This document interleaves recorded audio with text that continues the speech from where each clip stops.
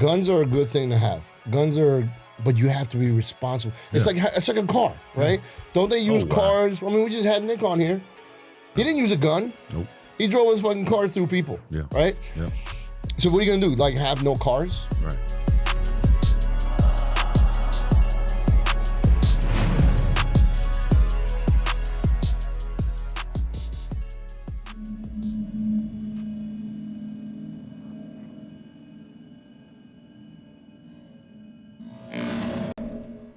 My brother. Hey, man. What up, baby? You know, bro, it's been a minute. Even though we did have lunch yesterday, but before that, it was a minute. It's been a minute doing this. It's been a minute. So you got all my essentials. My balance. Yeah. Yep. Lift. And my clarity. Clarity. What's this other one? Balance. That's energy, blood sugar control. All natural, by the way. Really good for insulin resistance. This is clarity for focus. Hit us up. Just like usually I do this fasted, so I haven't eaten today. So I need something to help me be focused while I'm sitting here sharing the love. That stuff works, man. Oh, yeah. I mean, I know you explained it to me what's in it, but...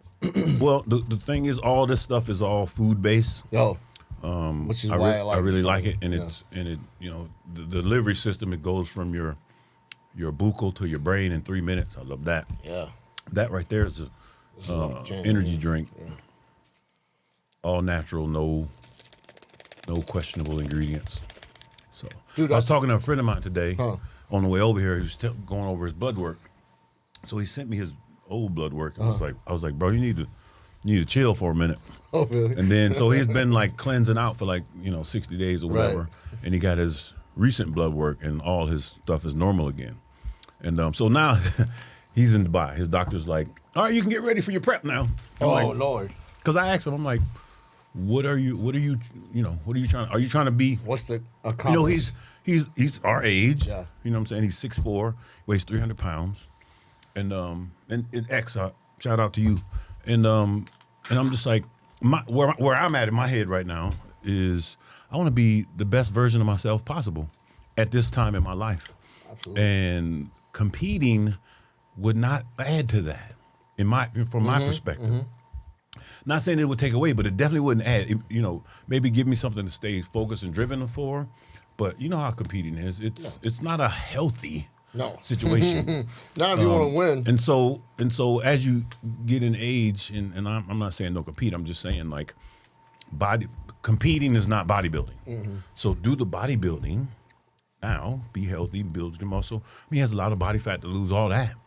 And then pick a show. I'm not in that phase anymore. So when I was, you couldn't tell me not to do a show. So I'm just speaking. You're like, go, all right, cool. Yeah, I'm just speaking from a perspective of number one, reality and health and wellness. You know what I'm saying? Like when I look at my old pictures, from the neck down, I was pretty impressive. But from the neck up, I could see all the inflammation and the toxins and stuff. And I don't know. I can't. Do you think that was some of that stuff was spiritual too? Of course it was. You know what I mean? Like, of course it was. When you look in the mirror. And that's another thing. You got to know it's spiritual if it's making you do things outside your logic. Right. You know what I'm saying? Mm-hmm. I remember back in the day, we used to take like Anadrol 50 and all that. Mm-hmm. But when, you took them because you wanted to get big and strong. But when you found out what it did, how it busted, you're like, this is not your good. liver, you're like, yeah. You know what I'm saying? Yeah. So that's how you got to really look at things. What's the cost benefit from doing it? Right. And also understand that once the show's over, literally 5 minutes after the show's over, you got to go back to reality. And some people, and I think I brought this up before, you remember when Rami won the Olympia, and he was like talking about going to that dark place, you know what I'm saying? Like, and he never, we ain't seen him since. You feel me? The next year he got 6 and he was gone. Yeah. And so is the cost worth, especially him. Is the reward worth the cost? You've seen his posted regimen I can't even believe it. I'm like, this can't even be real. That's what I'm saying. He was doing how can you sustain that? How can you do it and then expect not to have to deal with health all issues. the repercussions of doing it? Yeah. So. Yeah, I think sometimes people get caught up in that world and they're like, I just want to win. Well, that's the spiritual side. Right. Because remember, we talked about beast mode. And when you get to a certain point, you start getting blessed from the other side because you're doing their job. Right. You know what I'm saying? Like, you know, that like I say, that beast, that thing that's totally got you completely sucked in, totally locked in. And some people are able to, I see other athletes who are able to remain grounded spiritually. I think me being a preacher's kid, I brought a lot of rebellion. Not really rebellion per se, but yes, some rebellion, but also some, like, religion kind of condemns you before you do something. Like, in other words, if you do this, you know, you're going to hell or whatever. And in reality, we're going to mess up. You're going to mess up. The whole thing is messing up, learning a lesson, repenting, and doing better. You know what I'm saying? Like, you're not going to go through life without messing up. You know, that video I sent you today about the lady. Bro, that was crazy. Talking about when she was young, she loved God, believed in God, but she wanted to do her own thing. Yeah. And that's all of us. I know I was like that. Bro, was... And then you go through life, and then she's 80-something years old, sitting there reflecting back. Yeah. And it looks like she's sitting with a bunch of other old people. Yeah. So you know they're all on the same page. And they're basically saying, you know, what is this life about? Why are we here? All of us have a purpose. Yeah. Most of us, when we're young, we're distracted by all the things of this world, and then we get older, or if something happens, now you're kind of like forced to focus on reality. And then, you know, I strayed away from my upbringing because it just didn't feel right all the way. It felt almost too, you know what I'm saying? Like, it was pressure. Too much. Yeah. And so when I left home, I just wanted to experience everything, and I did. And then, but luckily, God reeled me back in and brought me back. So now I have both sides, and that's how I can, you know, utilize that. Just like Nick, we can speak on it to other people. That's purpose. From exactly. That's purpose. Exactly. Man. Yeah, like when you sent me that that video this morning. You know, my uncle just passed away. Rest in peace. Rest in peace, Uncle Jim. So, you know, it's been, you know, it's always rough, especially when the person that passes away is like the nicest person you've ever known. Right. Like, this man was so, like, you can't find one person to say something bad about him. Oh, wow. And he was 80 what? He was like 85, I think. When you told me that, I thought about it. I'm just like, that's like 23 years from now for me. You know what I'm saying? Yeah. Like, my son is 21. I got another son. You know what I'm saying? Like, that really hit home. And my mom, she only lived to 70. Yeah. My biological father only lived to 66. So, you know what I'm saying? Like, so when you get to this point in your life, you start looking at, like, reality is, you, if you don't focus on it, it's going to be a puff of smoke. And then you're going to be on your deathbed with a bunch of regrets. Yeah, exactly. So the sooner that you tap in to the Creator, and like her, imagine, like she said, I wanted to do my own thing. Mm-hmm. She said she realized that the only things that ever really made her happy in life is stuff that could actually bring glory to God. Mm-hmm. And when she put it in perspective and says, ask yourself the question when you're trying to make the decision on should I or shouldn't I, will this bring glory to God or not? And when you do that, it's going to honor him. It answers the question. Is it going to honor him? Yes, it's going to answer the question. Because you can't lie to yourself. No. You know, well, like I say, if you're really searching for true happiness, if you listen to people like Dion, Mike Tyson, all these people who are different than what they were when they were doing their thing, they all say the same thing. Yeah. None of the stuff made them happy. No. It almost makes you miserable because you're upset that I have all this money, I have all this power, all this, and I'm still miserable. That's jacked up. Yeah. Like, where else do you look? And I think that's why a lot of people, you know, think about suicide, things like that, because they're like, what? I need freedom, right? I need to free myself from this feeling. How do I do that? Well, in order for you to be truly happy, it has to start from within. And a part of being happy is sense of purpose. You have to have some kind of sense. Why am I here? What am I doing? Mm-hmm. And even if you don't know exactly what it is, my mentor always told me, your purpose, that thing that comes easy to you, that seems difficult for other people, start there. Yeah. What are you passionate about? What are you good at just naturally? Mm-hmm. Start there and then work your way into, you know, because sometimes you can't what you love to do don't pay the bills. So sometimes it is what it is. Yeah. But what I'm saying is if you do that thing you love, that gives you the sense of purpose, and then you can go do your 9 to 5 or your side gig to pay your bills. Until you get to that point where you don't have to. Yeah. And that way you can truly be happy. Like when I went through my whole misery, after I retired from bodybuilding, I just decided to be happy. And then, within 48 hours, the things that I needed to finish what I didn't have in my own head, like the sense of purpose and all that type of stuff, I learned that like soon after. And now, no matter what's going on, I'm still going to be happy on the inside. Right. It might suck. I might be a trial or a tribulation or even a severe lesson that you got to learn. But hey. Yeah, I mean, that's life, man. Like, people are so careful for things not to go bad. Sometimes, like, you got to remind yourself, like, man, you're not in control, bro. No. If things are going to go bad, they're going to go bad. However amount, it's already there, man. The roller coaster is real. Yeah. Now, you ever been going through something, or something? Either way, something really good happens. You're like, wow, you're riding that horse. Yeah. Or then something really bad happens. Oh, yeah. Like, you know what I'm saying? But then it's all temporary. Yeah. You know what I'm saying? Like, it goes away. I can't believe the difference between 2 weeks ago when this situation really had me bogged down, blah blah, and then I overcame it, learned the lesson, and now I'm on. And then years later, you look back, you're like, man, I'm so glad that happened. Because I was headed into a fucking cliff. You know what I mean? I told you the story about me and Antonio. Yeah. And no matter, that hurt really bad. Yeah, that was a horrible, 48 hours. Yeah. But I'm so grateful that it happened. Yeah. Because I won't say it fixed it, but we addressed it. Yeah. And fixed it. Yeah. You know what I'm saying? Yeah. And I was just like, if I didn't go through that whole entire experience, like in other words, if my friend had a wedding that weekend, if I had went to the wedding, I don't know if I would have, instead of going to what to do it, I don't know. But if again, it was even the that same was way. on purpose. You know what I mean? That's exactly what I'm saying. Was planned. That's exactly what I'm saying. So getting into an argument with your 21-year-old son, and I mean, that hit me hard. Yeah. But like I say, the after effect, when I realized that was God testing me and talking to me, and literally audible hearing him tell me something, you know what I'm saying? And I'm just like, and then I do it and get that result. Yeah.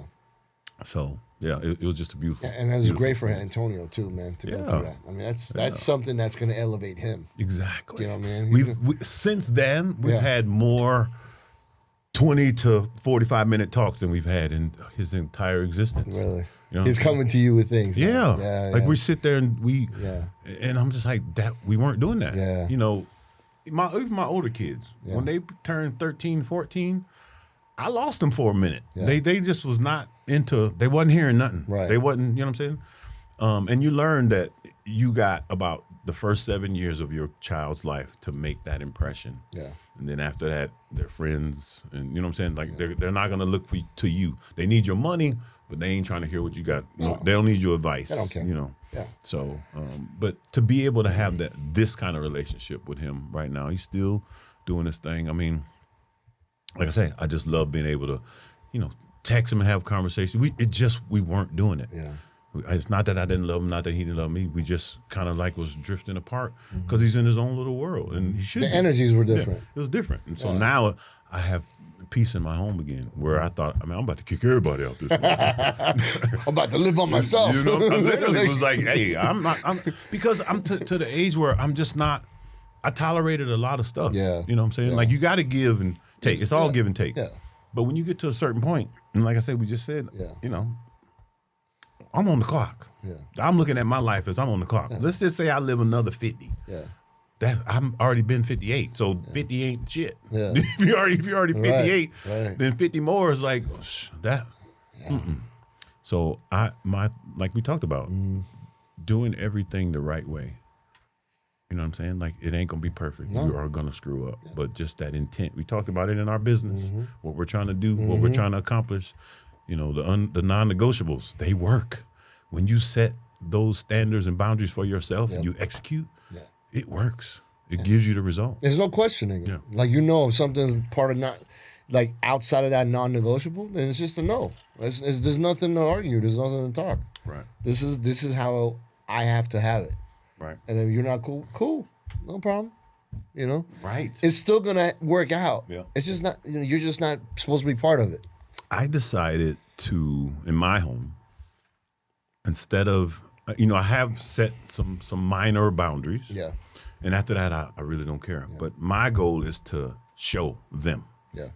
Show them. Mm-hmm. So, you know what I'm saying? So if I'm doing what I'm supposed to do with the standards and the things that I set up for myself, like yesterday morning, I get up, getting dressed. My wife's like, "Where you going?" I'm like, "You know where I'm going." Like, what do you mean? Where do I go? Same place. I go to the gym. Day. I go to the store. Right. I go to the podcast. Yeah. You know what I'm saying? Like, outside of that, I'm going to train my. You know what I'm saying? Like, you know, you tracking me. You know exactly where I'm going. Yeah. She's like, I know. She's just like, I'm just like, well, it's kind of irritating, but not. You know what I'm saying? I guess maybe I wasn't feeling the way I wanted to feel. Yeah. And I hate being questioned anyway. Yeah. I really do. That's just a one. Like, everybody had their pet peeve. Yeah, talk to me. Exactly. Don't. When you ask me a question that you already know the answer to, now I'm thinking, well, then why are you asking me? Why are you asking me? You know. So now I'm trying to figure out, now I got to try to read your mind and figure out, why don't you just say what you really thinking instead of using that tactic to get me to my wife will, you know, just to start a conversation, she'll, you know, and I know what she's doing. At first I didn't though. Right. First I was like, God damn it, this has to stop. Right. This is fucking, I feel like I'm at the police station. Because you don't know what's going on right I'm now. Like, what the fuck's happening right now? Exactly. And then I just kind of picked up on it. I'm like, okay, she just wants to talk to me. Yeah. So she's just like, you know, what are you doing today? Yeah. You know, and before I was like, I told you 3 days ago I'm going to do the podcast and I'm gonna be gone for this time. You know what I mean? It's like, but now I don't do that now. Yeah. Now I'm like, you know, like she asked me this morning, you know, what are you doing? I'm like, oh, we're doing 2 episodes today, and this and that. You know, I didn't get all crazy. You know what I mean? Exactly. Because now it's really how you feel. Right. Because now I know her purpose is not. That's funny. Yeah, it was. Funny. But at first it was. I always giggle when I hear other people's situation. Reactions. Because it's exactly like mine, just a different subject Yeah, just different. Like, what the fuck, it's man? Like crazy. Yeah. That's real crazy. Yeah, but I mean, that's just. Like, where you going? I'm like, babe, I got on tights. In the tank top. I'm like, what? You know where I'm going just like and this. And it's 9:30 and I train at 10. I'm like, what do you mean where am I going? Oh, shit. Now I got to figure out, where am I going? Like, well, I don't know. I thought I was going to the gym, but now that you say that, I feel like listen, I had other plans. Wait, let's see. Yesterday, day before. Yesterday was leg day. Yeah. So I didn't want to go anyway. Yeah, you're like, I don't want to go to the gym. So now I'm sitting there getting ready for leg day, feeling like shit. And she asked me where I'm going. I'm going to punish myself if you don't mind. Yeah, I'm trying to go fuck myself up in the gym. So I get to okay? I carry that because what happened was the day before. Yeah. Well, you know, I told you I did something to my bicep last week. So I took 4 days off from the gym. And so I go do upper body, hadn't trained in 4 days. I'm like Superman in the gym. I even wore the Superman shirt. Oh, yeah. Went ham. Yeah. And then I didn't go home and eat. Yeah. Got distracted, started doing stuff. I ate like 5 hours later. Then I was still full at about 8:15. So you didn't sleep good. So I didn't eat again because I was like, if I eat too late, I don't sleep well. Yeah. So I didn't eat. I had one meal after that hard workout. Yeah. So I woke up the next day depleted. I got on the scale. I was like 7 pounds lighter. Oh. I was just like, whoa, I got that old school mentality, that old school metabolism back. Yeah, yeah. When I was first lifting, I used to, you know, eat a bunch of stuff, gain, 7, 8 pounds, and then the next day it'd be gone. You're like, my metabolism was like that. And so since I've been taking this new OptiTest, OptiSurge product, it's blowing my mind. Yeah. So like it seemed like my metabolism is back. Remember I told you it makes you like hungry. Yeah. Hungry, but hungry for life too. And anyway, I woke up, I was 232. I was just like, whoa. So then I go to the gym, do legs, and we've been doing, we push the sled, we do hip thrusts, then we do like either a squat or a leg press, and then we do leg extensions, burnouts, like sets of 25, 30. And so all the other apparatuses was taken, so I said, let's go do leg extensions. I hadn't done leg extensions first in a long time. Right. So we did 5 sets of 25 to 30. My last set I only got 20. But it was so painful. It felt like I was ripping off Band-Aids because, it felt so bad. And it was just because I was depleted. Yeah.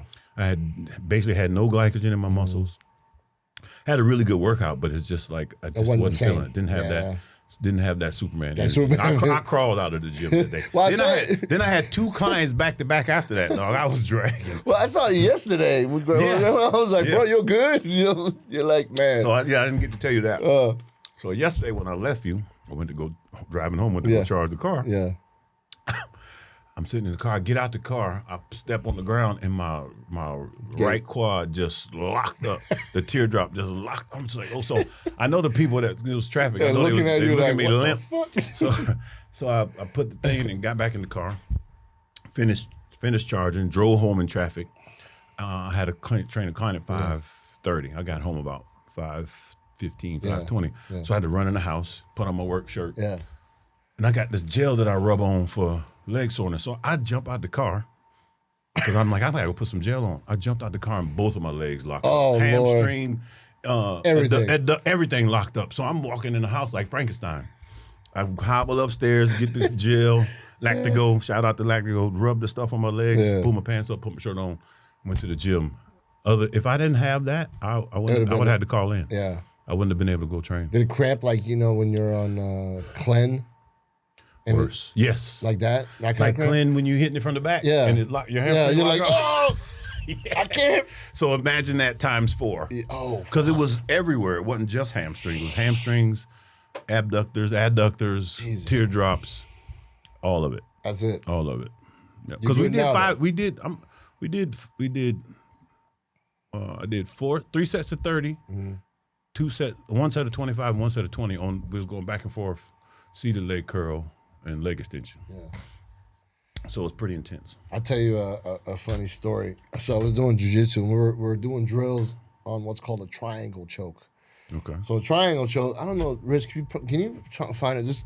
It's hard to describe it, so maybe Rich can pull it up. But basically, so in jiu-jitsu, when you're laying on your back and your legs are open, that's called an open guard. Okay? Now, if somebody's on top of you, right, in that same position, and you lock your feet up behind them, like that, then it's called a closed guard, right? Okay. So from the guard, you can go for chokes, right, or sweeps. So we're doing drills with triangle chokes, okay, which means like you would throw your leg over their neck, and then with your other leg, you basically lock in. And so your foot's now underneath your other knee.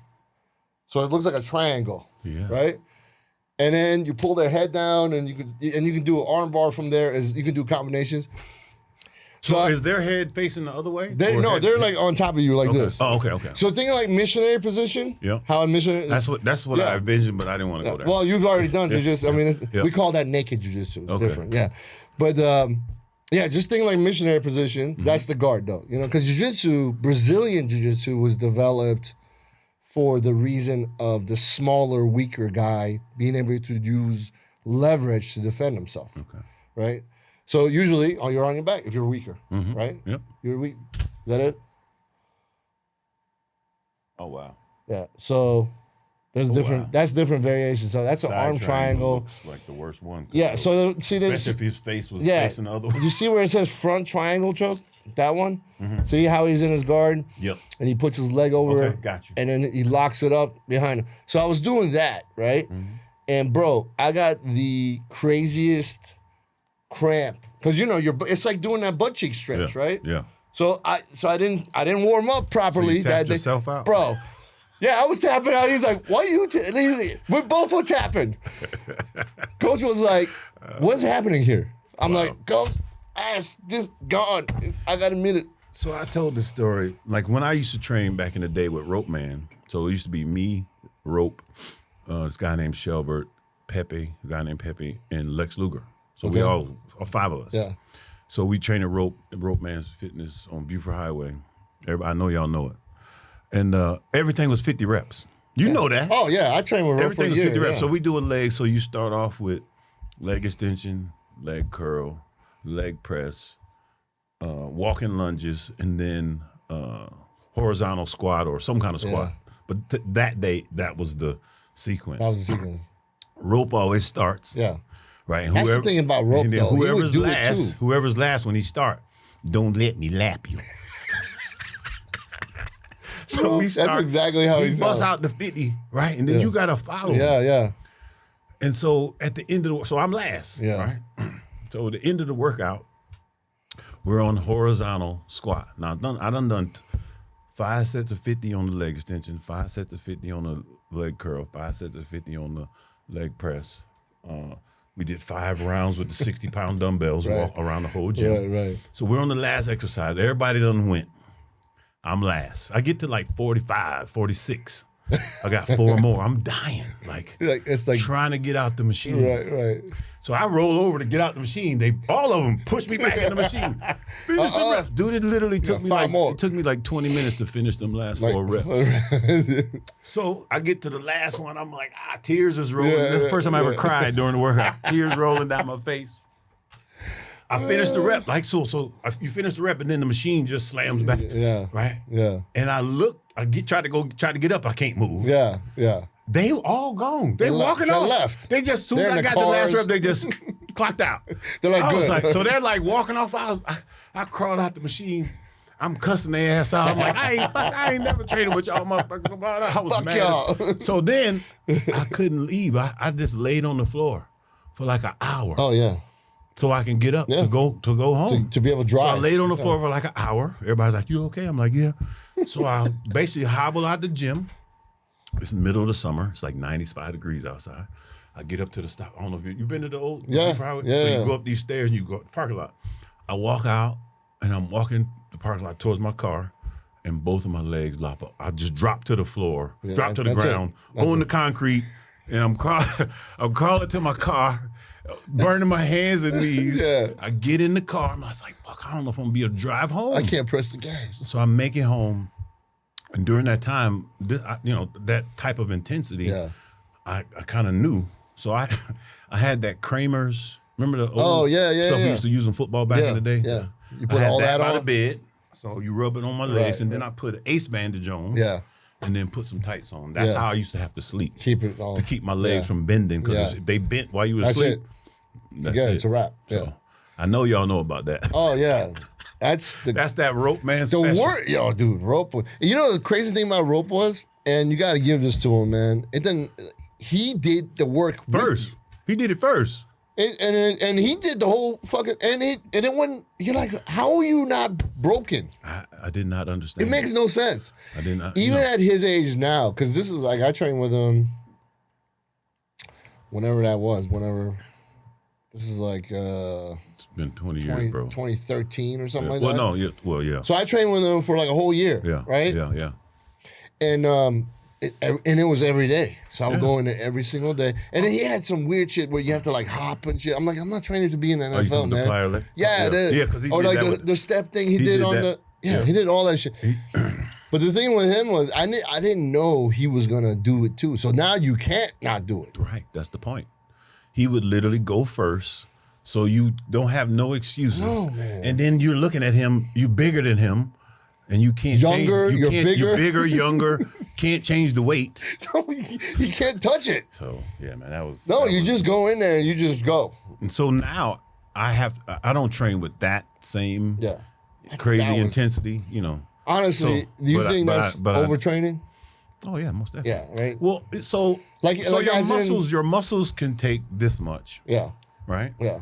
So he goes past that. So now your central nervous system. That's why was all the seizing up. That's why you seize up. Yeah. So it's too much, especially if you don't have the nutrition on point. Yeah. I mean, you would have to have your chemistry on point, your nutrition on point, probably body work and all kind of different kind of therapies after that for it to not be actually detrimental to your health. Yes, exactly. Backwards. Yeah, because I know that same year prepping for the show, my legs shrunk 2 inches. Oh. That's when I knew. I was like, this ain't for me. I can't, I definitely need the high intensity, but I can't beat myself down like that. It's 20 reps. When in my pro career, my legs never shrunk. They was the same size on season, off season. Yeah. They just was harder or not as defined. So shrinking them. Shout out to Rope, man. That was Lee Haney's workout partner. So that used to always trip me out because I know Lee Haney used to be like, yeah, he'd be like, stimulate, don't annihilate, and then Rope is annihilate, fuck stimulate, fuck stimulate, fuck stimulate. I'm like, where did you get this from? I know Lee wasn't doing that. No, and then there's videos of them training, and you see him, and Rope looked great too. Yeah, he looked great. Yeah, he just didn't. Those are the days, bro. Going to Animal Kingdom, watching Lee, and there was a bunch of other, Terrell Harmon. We called him the Hulk. Yeah. It was just so many freaks in there. Nobody Lee was the biggest person. There was a couple of big powerlifter dudes, but what I'm saying is everybody was tight and hard. Aesthetic. Aesthetic. Nobody would look like bloated and shit. Wasn't no blowed up people. No. If you was in there, you ain't no. That was the thoroughbred gym, right? Ready to go at all times. That was the thoroughbred gym. It's not like that anymore, man. No, I mean, there's a lot of talent out there. Yeah. As a matter of fact, I'm about to start training at Jag Fitness a couple times a month. Okay. That's the equipment that we were training on. That same equipment. What's up, Abdul? That same equipment is what we used back in the day. Yeah. So I'm going back over. Wasn't Jag? That was Rope's place, right? Yeah. Now it's on. Abdul took it over. Yeah, Abdul took it over. Okay. Yeah. So, but all that same original pig iron is in there. So I'm about to go back and partake. That was the coolest thing about the equipment he had in there. Was amazing. Yeah. You know what I mean? That's actually probably close to you, right? It's on Jimmy Carter, not too far. Yeah. It's like halfway from here to there. From my house. You know what I'm saying? Like halfway. If I left here, it's like halfway. Okay. Same distance from my house. Okay. So it's in the middle. Yeah. All right. You saw this thing about the tornado that hit hit Buckhead? Again, I'm asleep at, I think it came through like 4:30 in the morning. Yeah. And you hear the stories that say, sounds like a train. A freight train. So I hear the wind blow, I wake up and I hear the train. Yeah. And I'm just like, is that a tornado by us? I'm like, nah. And I just go back to sleep. Yeah. And then wake up, come to find out that it was actually a real tornado. I could hear wind at my house, but I don't think we got hit with that storm. I think that was we was probably on the edges or whatever. So you said it went through Buckhead? So that's like so it went through Buckhead and then it went south towards Noonan. Okay. So I'll tell you something. Look, this is like there was this is on ATL Scoop. There was a complete blackout. Wow. Like they lost power in Buckhead. Wow. Which is crazy because you think like in Buckhead they probably have backup generators like a motherfucker. Right. But oh yeah, some of them buildings do. Yeah. That's wild. Yeah, isn't that crazy? But it came and it went. So it's just like tornadoes are pretty quick. Yeah. Now I'll tell you something crazier. Look at this. See how it's going out? Wow. So the way I found out about this was not on the news. It was Richard. Oh, Richard was like, yo, no, but the reason is this motherfucker went through the tornado. Oh wow. He literally. Oh, you was working that night or something? No, I was down. This is after. I was down south. I was working that night. Mm-hmm. Then I drove down south to my girl's house in past Noonan in Grantville. Wow. And I got there, and then the emergency alarm goes off. That's why I didn't get up, because I didn't hear the siren. Oh, you didn't have. When I heard the train, but I didn't hear the siren. I'm like, well, if I heard the siren, I'd have been like, get the fuck up. Right. But I didn't hear the siren, so. It was crazy. Yeah, I mean, he literally they got in a bathtub with pillows and like. I mean, if I heard the siren, that's what I would have had everybody do. Yeah, the power went out and everything. Yeah, it was crazy. I've never been like something like that before, and it was just like tornadoes are fucked up, man. No, I knew it was something, but like I said, I listened for I heard the train. I listened for the siren. I'm just like, we need to run. We good. Yeah, we good. That's pretty crazy though. It's this is like the second time something hit. The last time was downtown Atlanta, right? There was a picture of remember that shit? Wasn't it like 70 degrees the day before or something like that? And then it was like 30. Yeah, something crazy. Yeah, the weather gets crazy. Dude, what do you think about this Elon Musk thing, man? Finding out all this shit. So remember before the election, it was all this uproar, right? And they were telling them that's what we're gonna do. We're gonna audit everything, right? Yeah. Which, I listen to the people complaining about what he's doing. those same people aren't saying nothing about what he's finding, though. You're bitching that he's looking, but you're just turning a deaf eye to what he's finding. Yeah. And people are accusing him. I'm like, first and foremost, we all live in this reality of how jacked up this country is. Yeah. None of us had the proof. It's been scandal after scandal, conspiracy theory after conspiracy theory. So now they're turning all this stuff over because you got to understand, 10 years ago, the budget was almost balanced. Yeah. Has our lives improved? No. The deficit has doubled and our lives haven't improved at all. It's gone backwards. So I'm just like, so now when you find 35 trillion unaccounted for money from the Pentagon. Okay, look, here's the list. My favorite is but this is stuff now. None of all this stuff needs to be. That's just money laundering. I'm talking about the money that they're, like I say, the Pentagon, the stuff that really matters. You know what I'm saying? Yeah. Like this stuff is just. Now you know what they was doing with the money. Now you know why. They're also why giving they was money to about getting more money. They're giving money to terrorist countries too. But these people, like, how the fuck is that? These people aren't receiving the money though. That's just where they said it went. Right. You feel me? Right. That's what I'm saying. The schools that they supposed to build over there, there's no schools. No. They spent all the money on the schools that don't exist still to this day. Did you see the one that was like $26 million for a Sesame Street show in Afghanistan? Yeah. But like I say, none of that money is actually doing those things. Arena are they playing that in? Yeah. This is just money going in somebody's pockets. Some organization. Improving learning outcomes in Asia, $47 million. I mean, is it not looking What does that even mean? The whole reason they put someone in office that they could just do all this type of stuff? And think about this, man. They haven't even gotten into the education system to see what the fuck's going on there. We were in the top 5. Now we're 40th. Oh, wow. So before the education, Department of Education, we were in the top 5. China's first? Since 50 years, we done went from top 5 to last. I believe it, So if in your life, right, if you have a lamp that's by your desk where you read your book, and the light bulb goes out, how long you gonna let the light be out before you change? You know what I'm saying? Right. Like, it's like, okay, all this stuff has happened. We know, all this stuff has happened. Now we're turning over the rocks and finding all the stuff. Yeah. Let's just get rid of that stuff and then fix what we have left. And can you imagine what this country would be like? I'm tripping on all the people going crazy because when I listen to them talk, they're just spewing out stuff that they heard on the news. Like, he has all our social security numbers. No, he don't. What the fuck? For what? And what's he gonna do? What are you gonna do with them? Yeah, what's he gonna do with He's looking for the blank checks. Yeah. Right now, they're only going after the money that's went out. Yeah, they want to know. He's not even paying attention to our social. He ain't even got to that yet. No, and he wants to stop that happening because he's like, we're in debt. Before we give money to another country to help them, we need to help ourselves. Right. And this is like real. This is real reality, right? How are you gonna help me if you need help? I always trip on people talking about the roads and what the taxes go to. Yeah.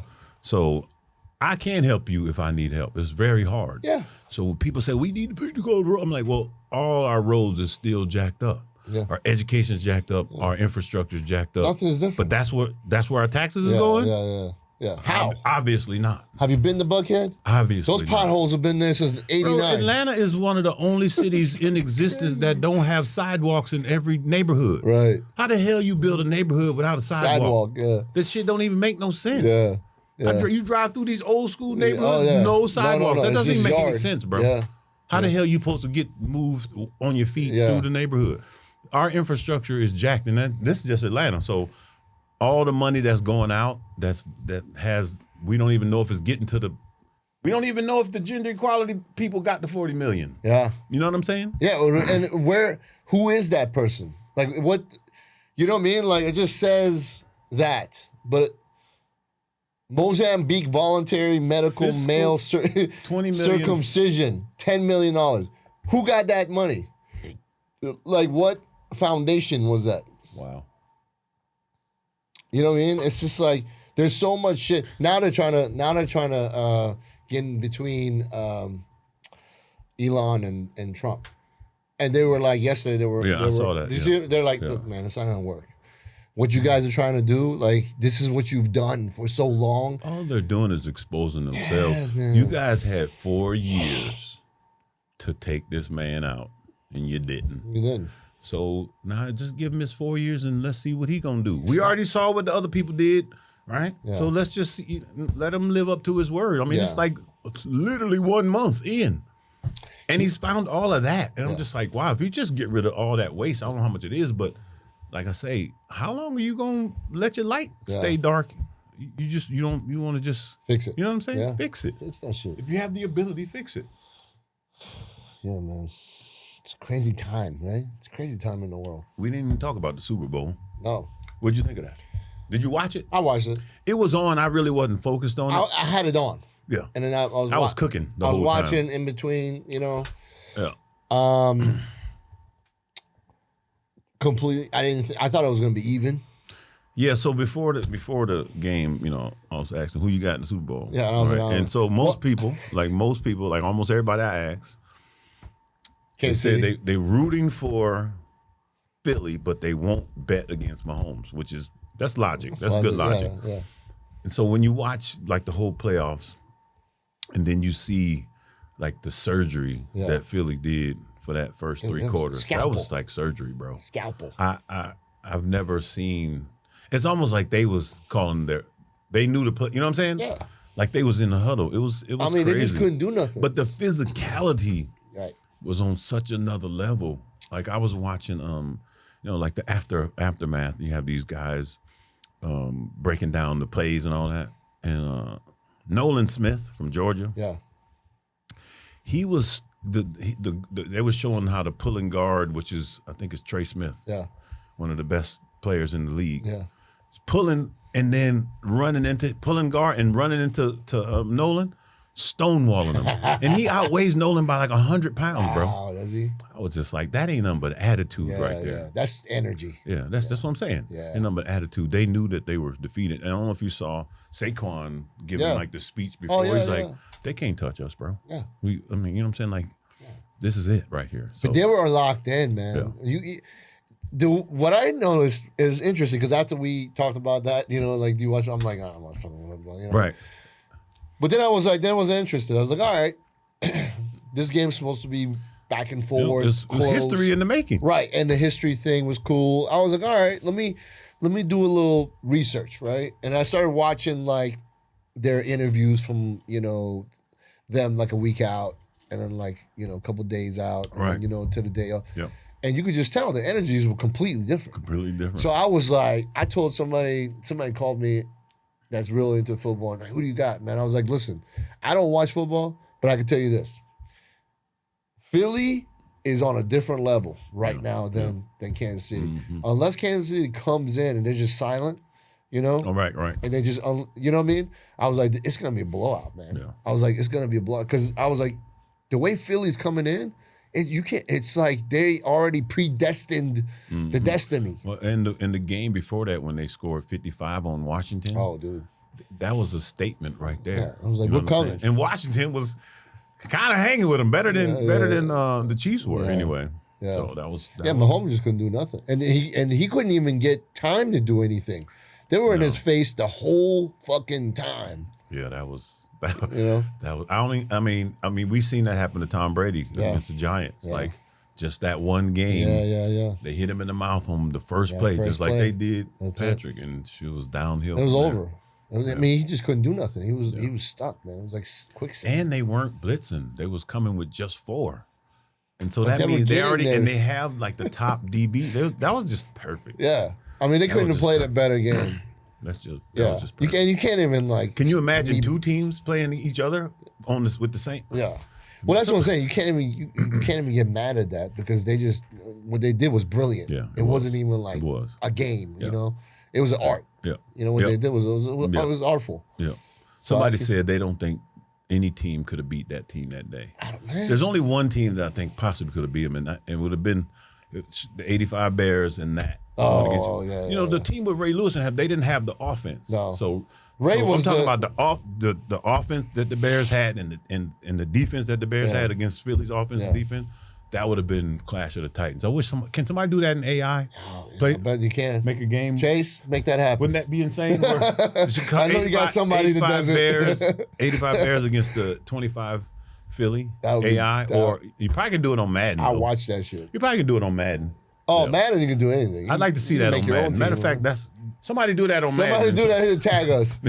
Tag us. Dude, funny thing about the Super Bowl, so our boy John Rocker, former, Braves player, controversial. We were just talking to him the other day. Right, we're just talking. Well, we're going to be doing a lot of stuff with him. And he's actually, I talked to him last night, so he's just like, give me a date to come on the podcast. I said, cool, next week, let's go. Cool. You know what I mean? Yeah, so he's ready to come on. Now, him and Mahomes' dad got into a little something, right? And then I saw this morning, look at this shit. Oh, wow.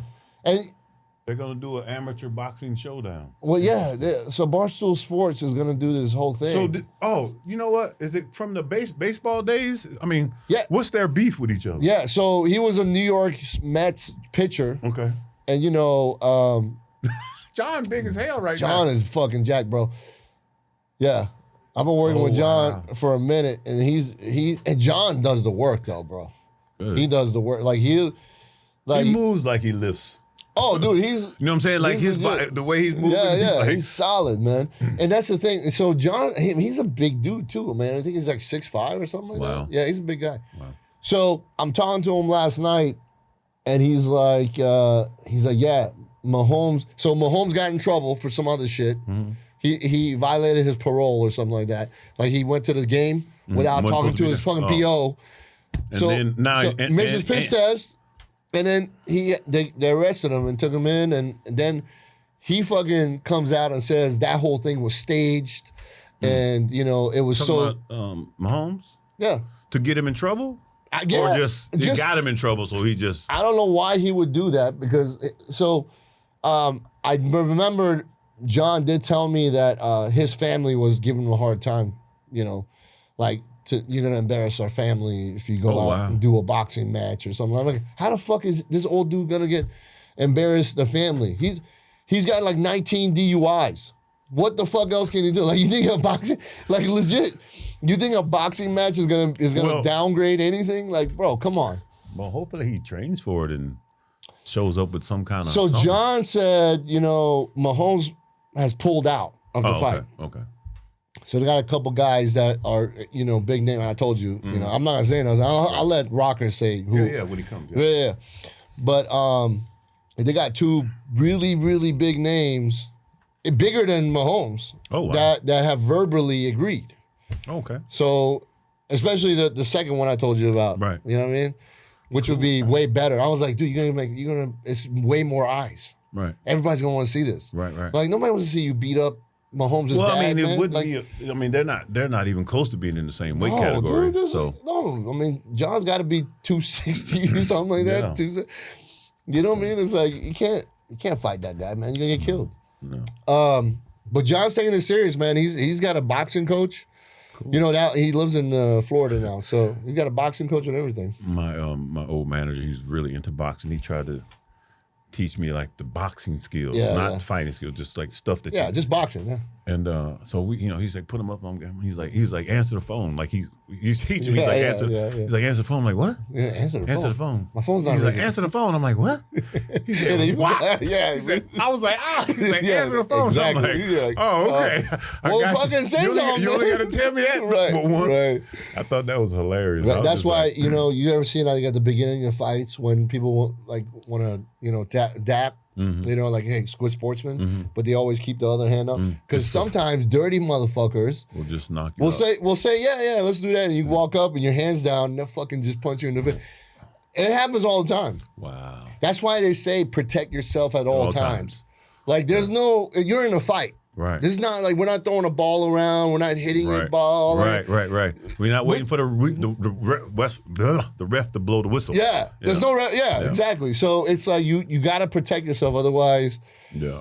That's crazy. That's it, man. Well, he got me on the answer the phone. So now I watch people boxing and they got their hands. I'm like, boy, you better answer the phone.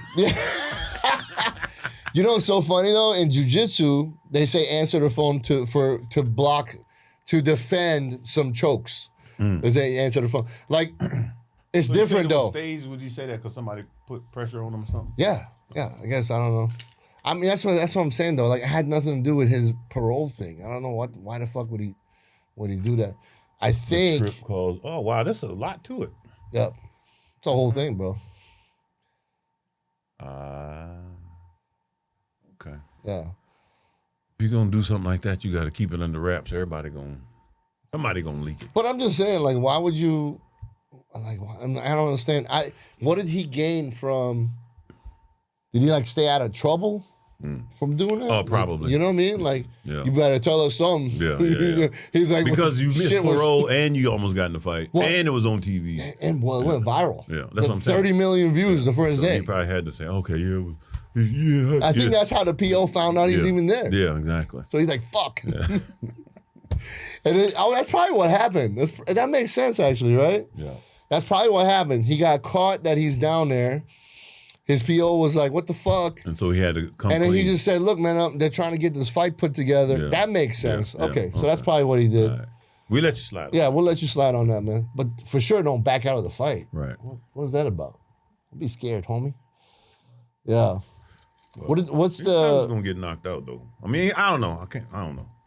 All John would have had to do is land one. Just one. I mean, that's what I told John. I was like, all you got to do is set up one shot, man. Yeah.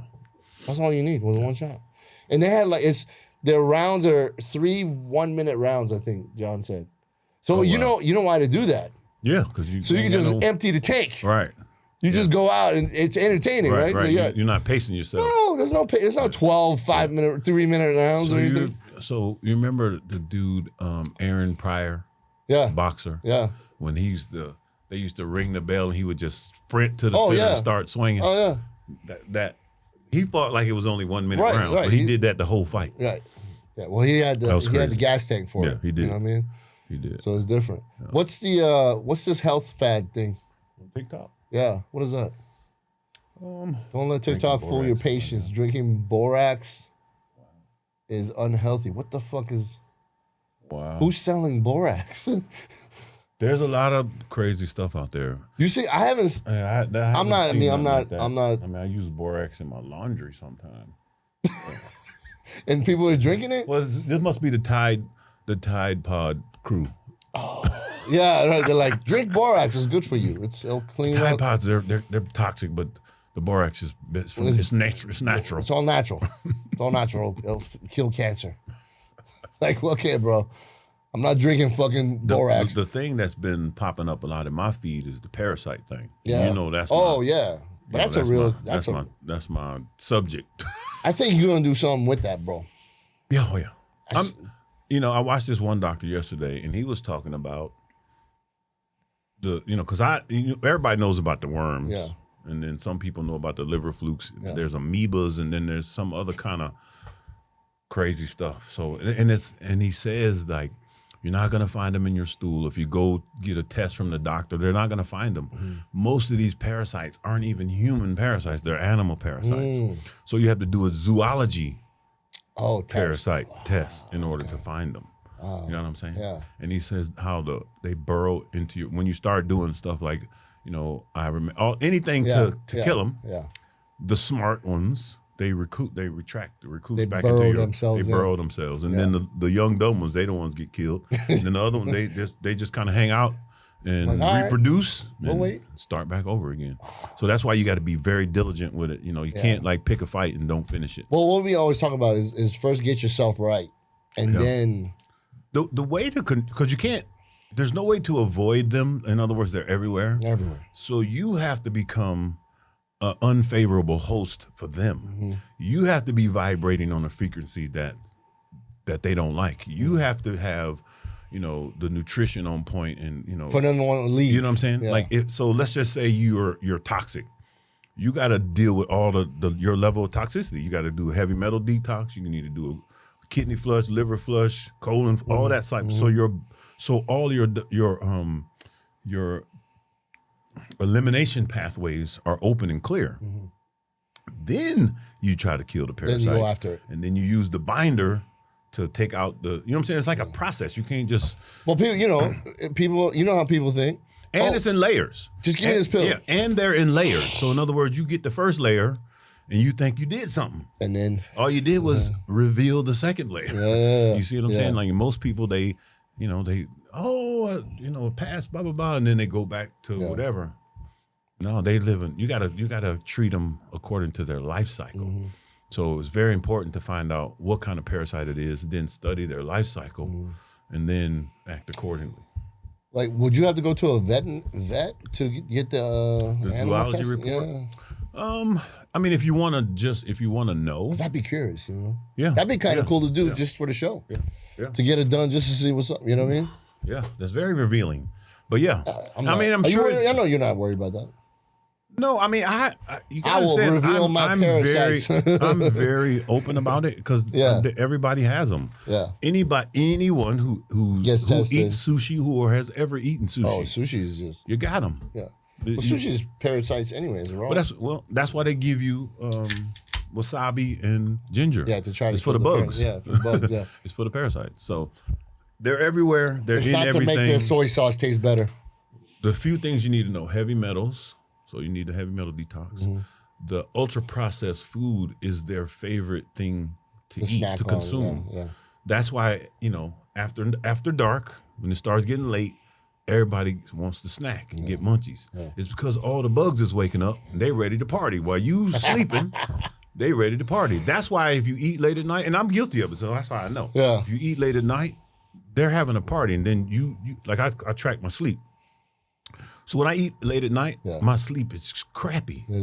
If I don't eat after 8 o'clock, I get 2.5, 3 hours of deep sleep. If I eat after 8 o'clock, 1.5, 45 minutes, 12 minutes. Deep sleep as in like Delta sleep? Oh, wow. Yeah. Okay. According to the watch. Right. So, I know there's But you know how you wake up. You wake up. Yeah. And I wake up less rested. Right. And because I'm paying attention, I notice. If you're not paying attention, you just like, today, I'm tired today. Just tired. Or, but it really is, what did you do last night and the night before and the night before? Yeah. When you wake up feeling amazing, what did you do the night before? You know what I'm saying? Yeah. Like usually it's correlation. They go together. Yeah. So. Yeah. Wow. Drink borax. For sure don't do that. Let's see. Oh, dude, did you, this fucking Delta plane that. The flip? Oh, I finally saw the video. Yeah. And the wing came off. One wing came off, and the other one, which made it roll this way over. Right. So when I woke up that morning, I'm watching YouTube and I see this video of this dude saying, "I'm happy to be alive today," jumping out of the plane. Yeah. I mean, I should do 100,000+ miles every year. Oh, yeah. And I've had some really scary flights, but I can't. I mean, that's crazy. That's crazy. I'll tell you something funny, man. Not anything that is funny about that. Right. But so my daughter has a game in Virginia. It's just like 8-hour drive. I'm like, I'm not driving fucking 8 hours. Those days are behind me. Right. You know what I mean? I was like, so we're gonna fly. And then she goes, "Have you seen the news?" I'm like, what the? And then I'm like, no, I haven't. So I see it, and I'm like, baby, that's like one flight out of how many hundreds of thousands every day? It does happen, but not that often. Oh. I mean, they're trying to blame Trump on the recent the Boeing shit. Well, just all the what does that guy crashes. not? What does that guy not get blamed for? Right. I mean, like, it's just ridiculous. It's not like man. people who've never flown planes are flying planes now. You know what I'm saying? Like, it's something else. Oh man, it's. But then again, there's so many unreported stuff that happens. They're just brush it under. What do you call it? Yeah, sensationalizing it now. Yeah. Well, this would be, and you never know, man. They could have done that shit on purpose, and especially if they're gonna blame him. It looks like they're gonna pull out all the stops anyway. Yeah. But I'm excited about what's going on. I trade gold in the morning. I trade in the morning, mostly gold, and I'm watching gold. Gold went up $70 in like 3 weeks. So it's something's going down. I'm glad you brought that up because we're talking about all these companies that sell gold on paper. Oh, we gotta talk to them about that shit. So I forgot the guy's name. Now that I'm really looking into it, I'm gonna start remembering these people's names. But this is one particular guy talks about the market and all that, and he was showing these charts of how much gold is promised versus how much is actually available. Exists. Yeah. So most people who have their gold being stored for them in a vault and they have the paper, the actual gold itself does not exist, or it's not there, or whatever. Yeah. So it's like, one day we'll get it out the ground and give it to you, but you can't get it today. Fuck that. I was just shit. like, wow. That's so why if you're not buying gold physically and taking it with you, then you don't really have gold. Dude, that's why from the beginning. So even before any of that was the thing, but when it first started I started seeing commercials. I buy my gold from it's like on all the news channels, and I'm like, okay, do they ship you the gold? What the? Some of them they do. They There's a few that ship you the boxes of coins. Yeah. Yeah. So there's a few that does that. So unless you're getting physical gold in your hand, fuck all of that. Because this is what we were saying yesterday, right? Yeah. So that piece of paper that says you have, 100 ounces of gold, right, is like your dollar bill that's in your pocket. Yep. Right. That is a piece of paper. They're just putting value on it. Right. So they're giving you a piece of paper and saying you have 100 ounces. But don't lose that they paper. could literally press a button and now you have nothing. Yeah, and they're talking about doing a gold revaluation. It's crazy. Yeah. In order to get rid of the deficit, I think they're going to use crypto instead. I don't think they would use it would gold be smart. because It'd be smart. you know what I'm saying. Like, Crypto it just doesn't seem like gold would work. And again, I'm not a finance guy, so I'm gonna sit back and watch on that one. Yeah. But taking, so we're talking about XRP being the banking, taking over SWIFT. Yeah. Now that makes sense. Yeah. You make XRP, then you make it worth something. First of all, you buy enough, and then you do whatever to make the value go up. Well, because really, as soon as you turn the switch and saying this is the new money, then the value will go up wherever it's going to go, and then you're good. Right. That makes more sense than going back to the gold standard, which I wish we had never left it, but the physical gold doesn't match the money. No. You would have to make the gold worth, I forgot what it is, some crazy amount to equal the amount of fiat in order to back it. Oh, yeah, okay. It's not, that makes sense because gold is like, what is it right now? 2,900. Is it 2,900? Oh, there it is? I was trading this morning. There you go. So right this moment, it's at 29.40. 29.26 is what it is right now. I was in there. Damn, that's gone up a lot. Like $70 in the past two. Like last week, it was like low 280s. Yeah, I mean 28. That's crazy, man. So get you some gold. I gotta get like actual gold though. Yeah. Don't get, that's why I'm the guys I go get my gold from, they've been doing it for over 30 years. It's a father and son, Larry, and then his son. And I actually got turned on to him through a friend of mine. And he was wearing, he was buying gold. He's like, Paj, you need to buy some gold. I was like, all right. Where do I buy gold from? Do I like gold chains? What are we talking about? I have. Right. So he was like, no, it's you can buy the bricks, or you can buy the bullion, or you can buy like troy ounce coins. Yeah. I want the little half-ounce ones. They have, yeah. You know what I'm saying? Like I'd like to have those for some. I don't know. I mean, I guess I wouldn't. You know what? No, I don't want the ounces, but you know what I'm saying. Like, right. But like as far as having, because it weighs less. Yeah. You know what I'm saying? Yeah. And you could, if you need 3 of them, you take 3 of them. Yeah. I don't know. Well, even the troy ounce, right? So I buy gold all the time. So like sometimes when I need cash, instead of going to the bank, I'll go to the place and they'll give me whatever the market value is. And it keeps on going up. Right. So it's like, I bought this for 24 and now it's 20. Oh, you give me 28 for it? Right. Appreciate it. Yeah. And they take their little surcharge off. Yep. Cool. Yep. I'm still making money on my money. Right. You know what I mean? Yep. That's why I tell my wife all the time. I'm like, we got to get some precious metal. Yeah, physical. That way, you got the money locked up or wherever in the safe, under the mattress, wherever you put it. Yeah. It's losing value every single day. It's just a piece of paper. Yeah. So there's no telling, what they're gonna do with the currency. I mean, like remember when you was a kid and $50 or $20 or $100 is just mind blowing. Yeah. Now $100 is like It's going to the movies with 3 people, 4 people, with 2 people. 3 trips to Starbucks. You know what I'm saying? You know It's what like I mean? ridiculous. A coffee and a Danish. You're like, you can go there 4 times and that's it. Man. Fucking crazy, man. Like literally, I went and got like a cappuccino and like a banana bread from Starbucks, right? He's like, all right, 17, 20. No, it was like $26 and something else because I got the large. Oh, okay. I was like, oh, that's $4 more. what the fuck? $26 for a piece of bread and some coffee? I remember when I was a kid, we went on a church like field trip. Yeah. And so they took us to McDonald's, right? And they gave everybody $2.75. Everybody's full. Or $2.75 or $3. It was less than $3. Right. $3 or less. Right. They gave all the kids $3.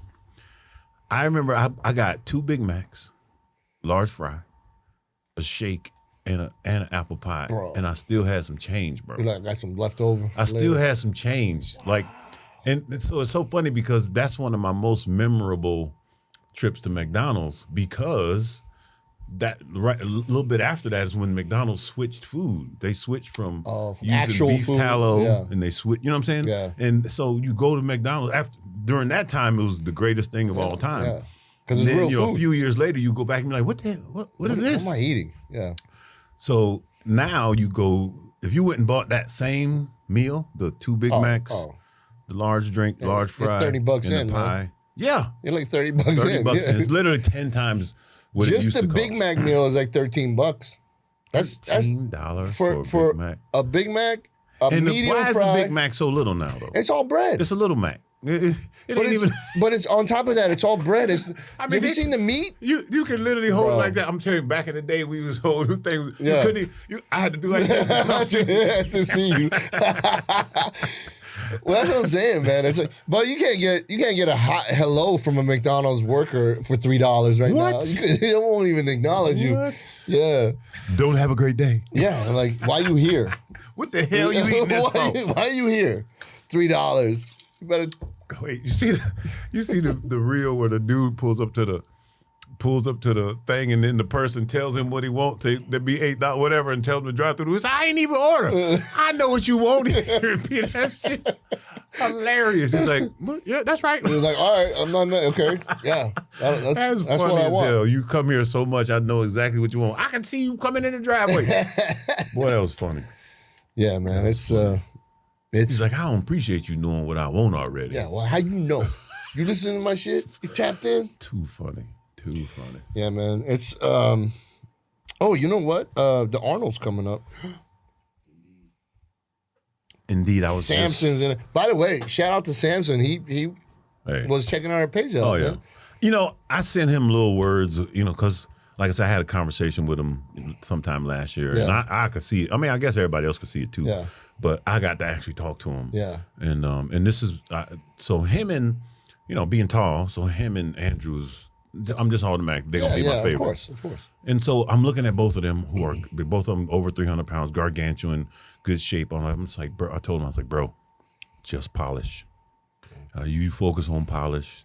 They won't be able to, like now there's nothing they can do. No. Until he does something, until he messes something up. And so now his wife is coaching him. Because him and Hostile got it. They was now they in love again. Yeah. So he has all the elements in place. All he got to do is eat, sleep, train, and be himself. That's the ultimate spot to be in. And so anybody that's chasing him, if they don't have the same kind of situation, because they don't have the genetics or the size that he has. So unless their situation is even better than his, they have no chance, bro. This is you can't draft more players. You can't trade for a better bicep. You know what I'm saying? You have to go put in the work yourself. You can have the best support team in the world, all the resources, all the gear, all the equipment, all that, but you have to go apply all of that. And the mindset that he has right now is, I'm Mr. Olympia until I don't want to be Mr. Olympia no more. It's very similar to Ronnie, except for Ronnie got pushed to go to destroy the envelope. Right. Where he could have just stayed like he was in 98 when he won. If he had just stayed like that, and if Phil had stayed like he was before he blew up, they would have went until they got tired. Like Ronnie wanted 9, I guess. And I'll never forget, I'm sitting there, we're in the press conference. And they're like, Ronnie, you done won 8. If you win this one, you gonna retire? He's like, hell no. I'm gonna ride it till the wheels fall off. Is that what he said? That's what he said. Well, and I'm just like, definitely fell off, man. So, in other words, we all have our time. Yeah. And you have to be mature enough to know this is my time. Yeah. Or my time is over. I had a hard time. I didn't want to leave bodybuilding because I didn't know what else I was going to do. Yeah. I loved it. But my physical body was like, hey, man, time to sit down. It's time to, like I could actually go back now. But why? Like, even if I went back and won, I would still be 59. What did I do for you? I would still, you know what I'm saying? Like, I don't want to have to go back and cleanse my temple again like I did. You know what I mean? I don't even have to take TRT anymore. You know what I'm saying? Like, all my man shit is on point on supplements right now. So again, and I was doing TRT to find a supplement that can mimic the same effect, give you the results without the side effects. Like right now, I have no inflammation. That's what we were talking about. I got full abs. My wedding tackle is on point. Yeah. I feel like I'm hungry for life, and I'm getting that from a natural product that we will be sharing soon. Yeah. But I have to like test stuff out. I can't just start saying, yo, try this. Well, no, I mean, that's what we do, man. Is, we try it out ourselves, and then we tweak it to perfect it. Yeah. To make sure it is what it is. Because, I mean, I'm going to be lending my credibility. Yeah. And like I say, to I'm sitting there, because I do microdose. So I'll take my, whatever, and then I'll do 1/10 of whatever that substance is on the slim pen. So it's little, just a little tap every day. And so I thought I was gonna have to do that for the rest of my life to get what I was getting from that. Right. To be able to put that down and improve is blowing my mind. Because my abs was starting to come in when I was doing that. Yeah. But I wasn't dieting and I wasn't about to do cardio. Yeah. But as soon as I switched, they just came in. Like, I called my guy. I was like, man, this stuff actually really works. I said it's doing exactly what the studies say, which, a lot of times when people say, oh, the studies say this, I'd be like, well, I don't care what the studies say. I still got to go try it myself. I'll tell you. Yeah. Because my variables and their variables are not the same. Right. So I can proudly say that this shit actually works. Yeah, I can't I'm wait. Very excited. I can't wait to get it out to I can't wait till you get on it and try it yourself. Let's go, baby. Let's go. What else we got? Yeah, so who's this crazy motherfucker that starts shooting people in Florida? He's Jewish. I don't watch the news at all. I don't either, man. This is I watch YouTube. In other words, what I want to know about, I search for that. Yeah. When I see all this political crap, people are making everything political. Yeah. I watched something this morning. I want to get off that, but he's probably one of them type of people where watching that shit. Well, they're so emotionally attached, just locked in on the negative. They're not even seeing the changes or seeing what's possible. I can't just, what I'm saying? Like, I can't let stuff slide when I know it's wrong. No. Even if I don't know the solution, I'm like, we got to do something about this. Yeah, you know what I'm saying? For sure. And then, like, how stupid is this? Like, you're going to go and start shooting Palestinians? What the fuck does that have to do with what's going on the other side of the world? You know what I mean? So he didn't even know they were Palestinians? And let me tell you, that's what I'm saying. This is what makes it worse, right? If they were in Miami Beach, they were probably Latin. They're probably Latin, and they're like, "Look, mother, anybody with a tan is not from Middle East, bro." Has the shooter ever been to Palestine so he can know what Palestinians look like? Because that just sounds like somebody Apparently just using it as an excuse. Again, politically tied into something you don't know nothing about. Yeah. What are you doing, man? Did he actually kill him, or he just shot him? Attempted murder. Okay, so he's a buffoon. He's an idiot. But like I say, if you assuming they're Palestinian, you've never been to Palestine, so you don't even know what the people look like. Why would you kill even if all of that, like, why would you just kill 2 random people that you thought were? Well, that's just dumb ignorance, man. This is the guy. People shoot people for no reason all the time. I remember one time we was on tour when I was working for VPX, and we was doing an NO shotgun tour. Okay. We go to Detroit. It's like 6 of us. Detroit's crazy. We go to Detroit, right? Yeah. And so these are all people from South Florida. Yeah. And we get to Detroit, and they're all talking about going this place and that place. And I say, hey, man, y'all better be careful. People in Detroit just be shooting people randomly on the street. They all laughed, right? Later on that night, we watching the news. 6 people randomly shot walking down the street. I said, I told you. I'm like, I told you. I'm like, bro, that's what they do. Somebody went off and just You're like, I've been in Detroit. popping caps. Yeah. I mean, it's people are crazy, man. You can't you gotta like always be prepared. That's why I always talk about, you know, when I'm training people at the gun range, I have like a process, right? First thing is safety. So I only teach safety. I'm like, forget about shooting and all that shit. I want you to learn safety of the gun. Mm-hmm. What do you do if it jams? What do you do if this happens? What do you do if it misfires? What do you do? Then once they have that part down, they get more comfortable because now they have something to go off of, right? So they'll be shooting and then they'll the gun will jam, right? And then I'm like, all right, when it jams, you put it down. And you walk out. Let me get in there and see what's going on. You know what I mean? So they'll do that. They'll be shooting and shit, and then they'll put it down and they'll go like, they'll put their hands up. Like, I'm like, because they're like, right. Well, I mean, hey. It's legit. You know what I mean? But it's good because, you know, they learn to respect. Like, those rules are there for a reason. It's a real thing, man. You can't, like, once you start pulling on the trigger, it's a real thing. It's different. So then I teach that first, safety, right? Then once we do that, then we do hand position, feet position, you know, what style feels comfortable. Like, and then after a while, I'll have them shoot ambidextrous. So I'll have them shoot from the other side. So they get comfortable, you know? So what if you're in a gunfight and you get shot in your right arm? Right. And you can't use it no more. Oh, wow. You better know how to fucking use your left arm. The thing with, like, John Wick? John Wick, throw it out, So, you know, it's like you got to teach them all that stuff. But, you know, it's like I tell everybody, do not pull your gun unless you're going to use it. You know? Wow. So there's a whole thing. Not for a threat. Never. Not for get away from me. Never, because it's going to escalate. Yeah. You pull out your gun. Yeah. Let's say the other guy has a gun. Right.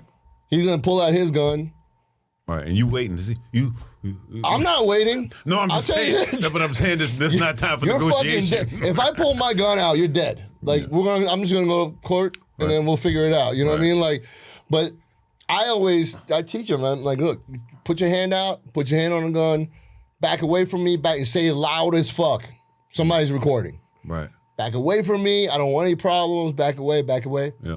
And then if they keep coming at you, then it's your life is in danger. Right. You pull your gun and you don't shoot. If somebody comes at you when you're doing this, then hey, that's it. You know what's happening. They must be wearing some armor or something, right? Or they're like adamant. They don't give a fuck, right? And I'm the juggernaut, bitch. Yeah, that's right. I don't give a fuck about bullets. But no, and then I tell them like when you start to fire, we're not trying to wound. Right. Like you have to end it. Wow. Yeah. There's no like that would be my mentality. I don't. I mean, obviously, my whole life I had. Well, not my whole life, but my adult life, I had the guns. Yeah, and I knew that unless I started some shit, I wasn't gonna really have too many problems. You know what I'm saying? Like if I started it, then yes, but very, very few times have I been tested or tried during no time. Like I think I told y'all this story about the drunk dude who slapped me on the back when he was at Spinnaker. And you know what I'm saying? Like came back next day. I literally was ready to kill him. But I'm saying other than that, you know, as a man, you can always talk. Now, there are a lot of things going on now where people are out hunting. Oh, yeah. So you need to be able to protect yourself. Yeah. But usually if you don't start, none won't be none. Like I say, there are predators out there. So being prepared. But guns are a good thing to have. Guns are, but you have to be responsible. It's like a car, right? Don't they use cars? I mean, we just had Nick on here. He didn't use a gun. Nope. He drove his fucking car through people. Yeah. Right? Yeah. So what are you gonna do? Like have no cars? Right. You can't do that. That's crazy. You know what I mean? It's not the guns that are killing people. It's the people that have the guns. And then if these people think like, hey, we're gonna ban guns, and you think the bad people cannot get a gun if you ban it from the stores? Are you crazy? Yeah. Where do you think they're getting it from now? Banning guns doesn't make sense. No. It really doesn't. Makes no, like, you know what? You want to do something? Do this instead. Like say, okay, look, if you want to buy a gun, cool. You got to go through five lessons with a, you know what I mean? I mean, guns are, you need to be taught how to fish. So you need to be taught how to shoot. I mean, you know what I'm saying? Like, man. Taught how to dribble a basketball. Yeah, so I think learning how to do something the right way is paramount in everything. Yeah, yeah. I mean, when I got certified through the NRA to become an instructor, I went in and I saw how other instructors were doing. They were just we should do a vlog we should go to a gun range one day. Yeah. You can show me some stuff. So we did this episode of this show back in the day with my boy Saul that was in Blackwater. Mm-hmm. And we went and talked about a bunch of shit. We had some good food, and then we went to the gun range and we fired all these different cool ass guns. So we did all that. And so I know Saul wants to come back on. And then his boy that was also in Blackwater, God, what was his name? I think it was Neil or something like that. But he's going to come on as well. Cool. So, that's going to be a heavy episode for all, you know what I mean? But it's going to be one of those that kind of gives insight. Because when you look up Blackwater, most of it is negative because that's what they want to portray. That's why it dissolved. Right. Right? It's because they were trying to portray it as like basically you're a mercenary. But it wasn't like that at all. Right. It's bullshit, right? You got mercenaries in the regular military. Right. You know what I mean? It's not the group. Right. And then Blackwater wasn't like 100 people. It was over 20,000 people. It was like an army. Oh, okay. People don't know. People think like Blackwater had like 1,000 members or whatever. No, it had over 20,000 members. Oh, wow. Yeah. And these guys were the best trained guys. They were from all the special operations, Delta Force, SEALs, Rangers, you know what I mean? And they get recruited. And you're doing this, it's a private sector security company, basically, right? But the government would hire them to go do shit. They got the skills. They got better skills than the people they already had. So they would literally send Blackwater guys in to rescue like Navy SEALs that were stuck. So imagine that. You got a Navy SEAL team, right? That's already like up here, right? And you got to extract them. Yep. But you got to send people that are even better to get them out. Wow. How? You know what I mean? You're like, what kind of training these motherfuckers do? Right. It was all training, man. It was always training. It was like you just were. These are the sharpest tools that the U.S. military has. Is the Blackwater guys? Cool. Yeah. Awesome. Delta Force. Those guys. There's nobody better than Delta Force guys. Those guys. Yeah. It's just a different level. There's levels. Yeah. Yeah, that level is so crazy high that I can't even describe it into words. All I can say is those motherfuckers are on like another planet when it comes to assessing the situation and taking out the everything, man. Like it's like the way they walk in and clear a room and it's just not. It's like something else, man. Yeah. It's crazy. I love watching those reels and stuff. Like the dude who was the sniper and.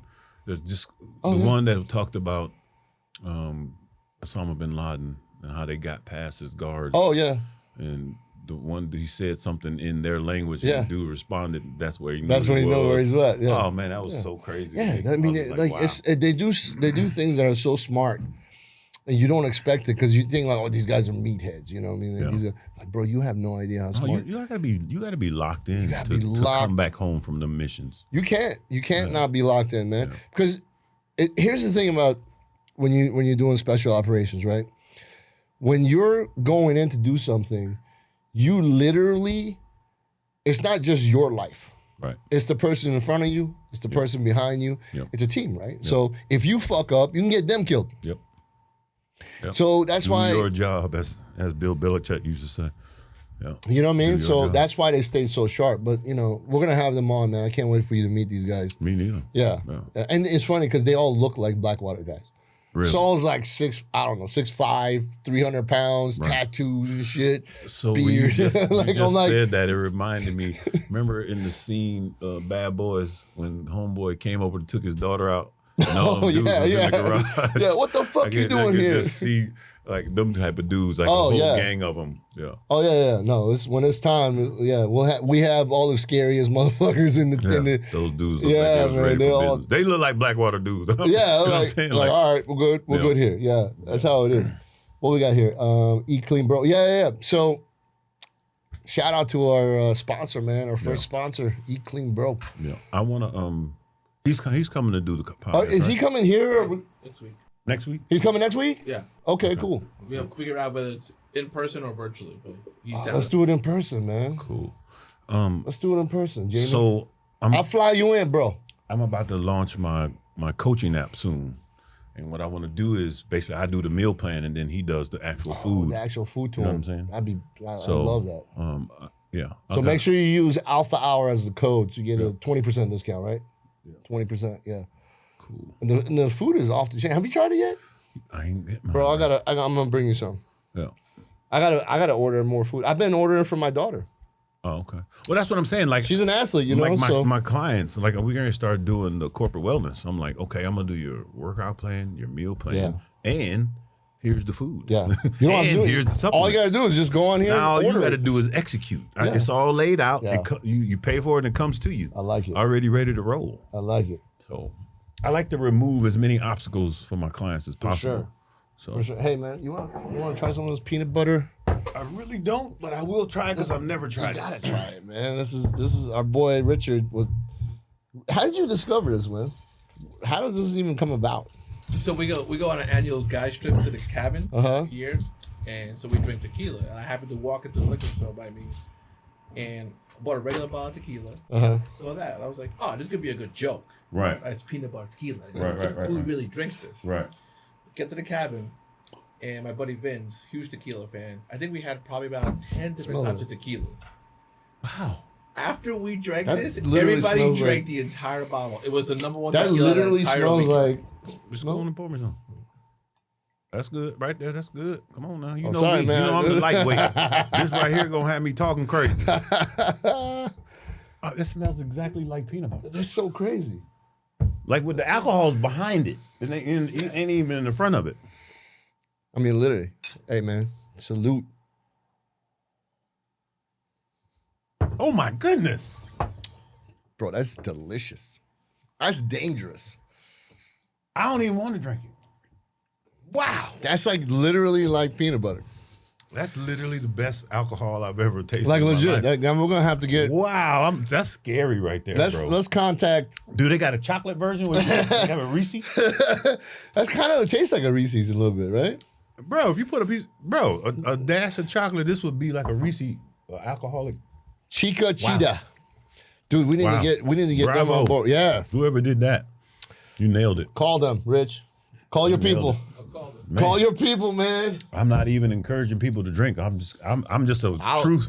I just tell the truth. That is delicious. I'll encourage them to drink. I'm just saying that is delicious. I'm tripping.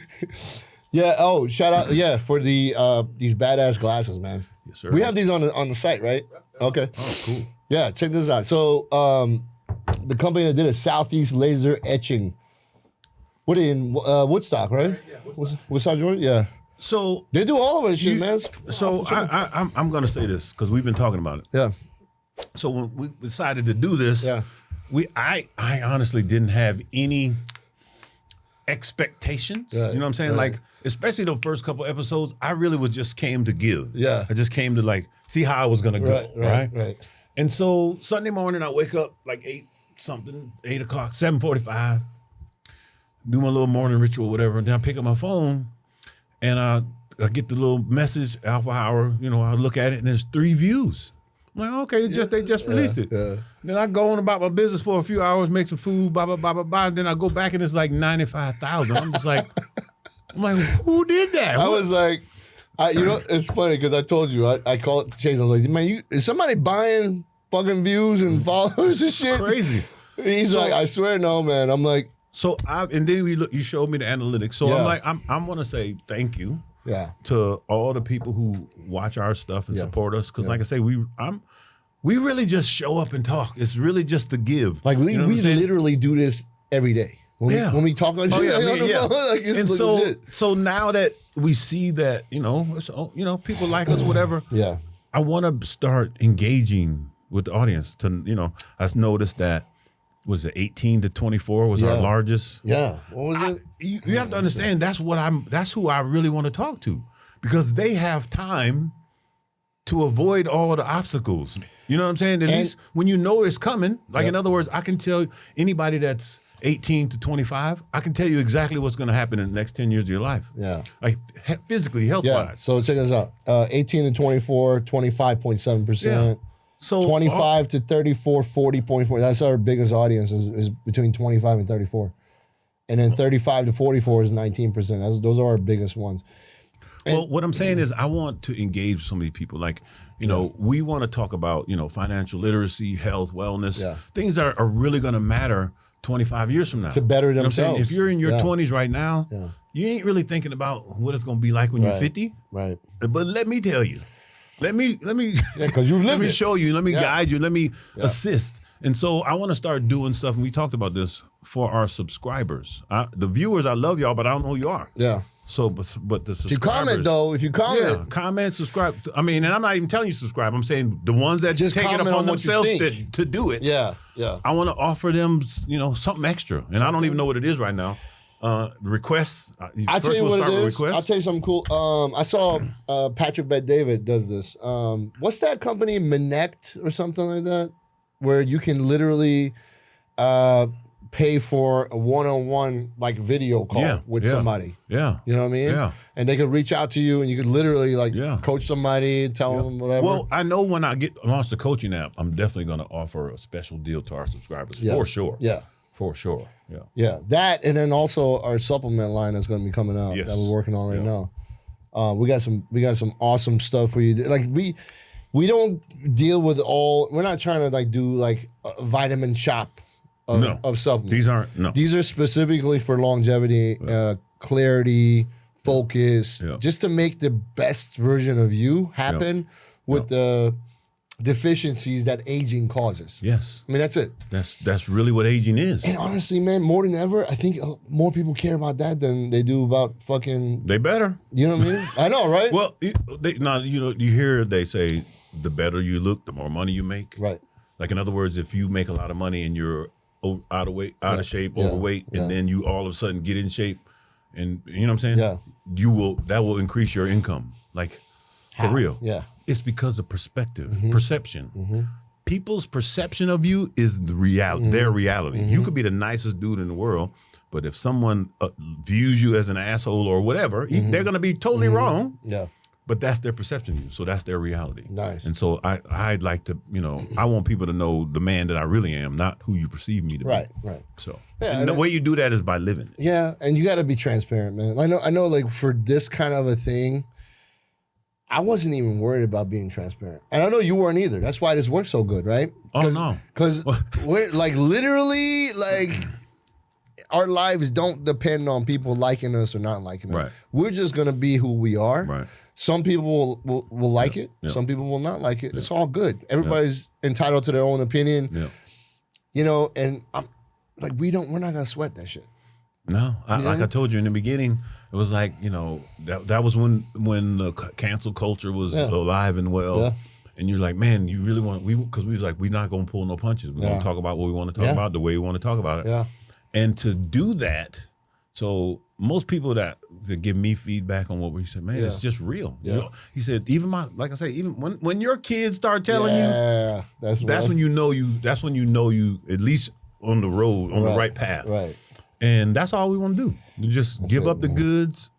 You can't take none of this stuff with you. But like that lady said, though, all the stuff that you do for the glory of God will still last after you're gone. Dude, and I was just like, you know what? That is so true. Hey, Rich, can you go to our Instagram? Because I actually put that on our story. Oh, you did? Yeah. Good. It's strong, man. It is strong. I was like, everybody it really is strong. Shit. Especially coming from someone who Rich, literally admitted, I'll just send you the... when I was young, I wanted to do my thing. I wanted to, you know what I'm saying? Like, and we all do that. I think we should just close off on this, man. Yeah, that'll work. Yeah. Let me send this to you. Boy. Dude, that is... Don't give me no more of this, but I'm telling you, this is the bomb. Bro. What'd you do, man? I can't even believe it. Is it sugar in it? I mean, it's got like a sweetness to it, too. Oh, what it has, man.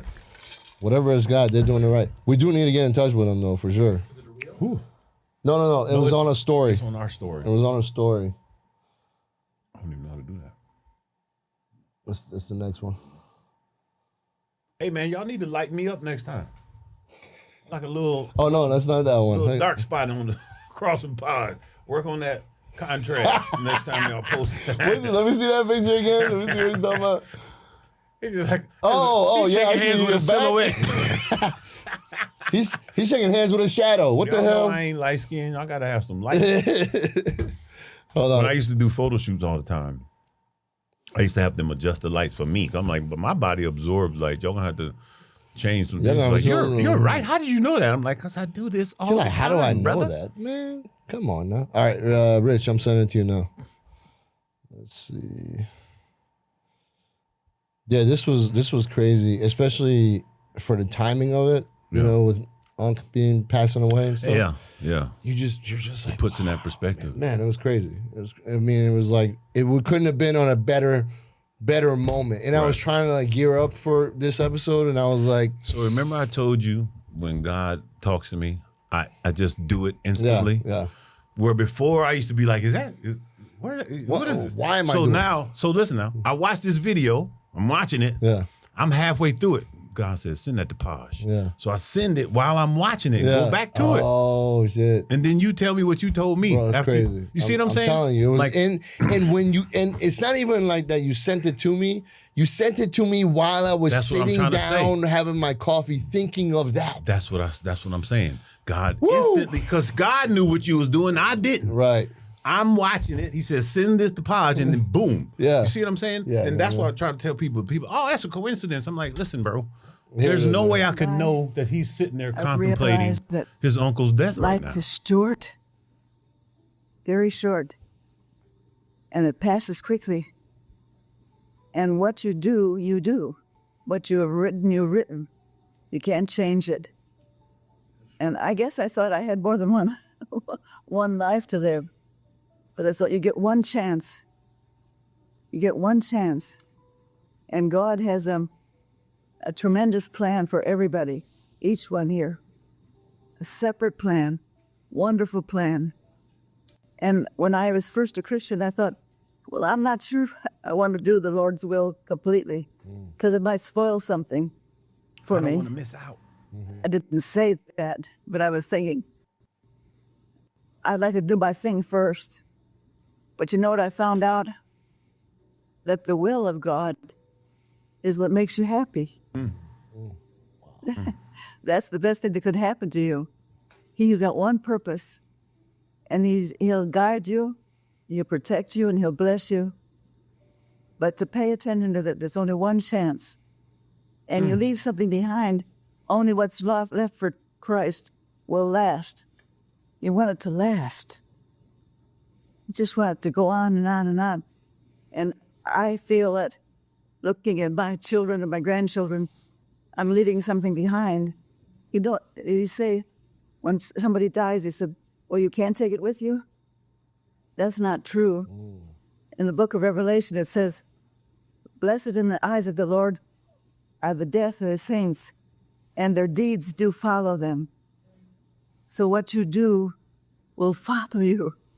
It follows you to heaven. And the most wonderful thing that could happen to you is that you would want to do God's will. Lord, what do you want me to do? And I'll tell you how to know what God's will is.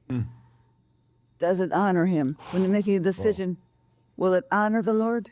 Will it bring glory to his name, or will it disappoint him? But if you live with that view, God will bless you. You've got years ahead, and all kinds of things are going to happen, good things and bad things. But when you belong to him, just leave it in his hands. You keep his mighty hand on you. Only one chance. It'll soon be past. And only what's done for him will last. Wow. And I didn't mean much. Yeah. Wow, man. You think she don't know what the heck she talking about? That got me earlier. It got me again right now. I think it's going to get me every time I watch it. Shout out to Grandma Esther. For sure. Let's get her on the show. Right. We'll just give her the show. Just like, but if you talk to any of your elders who are, on there. Well, I talked to my mom a few times before she passed. Yeah. And, it was different. Yeah. Like at first none of us thought she was not gonna make it. Yeah. But I think, after a while she realized that, this is it for me. Mm-hmm. And I could just sense the calm that she had. She was like, she told the story about how God came to visit her and wow. That's crazy. Crazy. So wow. I take offense when I hear people say there is no God because they don't have evidence. Yeah. And I'm just like, I feel sorry for people because it's all around you. Mm-hmm. You know what I'm saying? Mm-hmm. The first way to find God is acknowledge his creation. Because if you believe that this is all random, you'll never find God. Mm-hmm. If you know what I'm saying? Like I'm not against, science or nothing, but real science is the study of creation. Mm-hmm. It's trying to understand how this works. Mm-hmm. But we don't deserve to know how it works unless we know, you know what I'm saying? Yeah. Like the things that we should know, we figure out. Mm-hmm. But, I've had somebody tell me, how does the sun and the moon, I'm like, bro, how? Like what good would that information do to you? Is that going to make you believe that some infinite divine being created all of this? Yeah. So anyway, when you think about the fact that you can meet a girl that you never met in your life, mm-hmm. lay with her, and make a human, bro. Come on, man. Mm-hmm. Make a human that looks like you and her, with all your. Come on, bro. And it have all the same genes and yeah. Come on, bro. Yeah. So anyway, that's no coincidence. None whatsoever. Yeah. So the Bible says, "Blessed are the pure in heart, for they shall see God." If you really want to know God, acknowledge his creation, and then just talk to him like I'm talking to you. Mm-hmm. Ask him. I'm having problems. That's why I told God I'm having problems. Mm-hmm. I need some answers, and I'm not demanding it. I'm gonna show me a bunch of times in a bunch of different ways, so I can be like, okay, this is really God talking to me. Yeah. You know what I'm saying?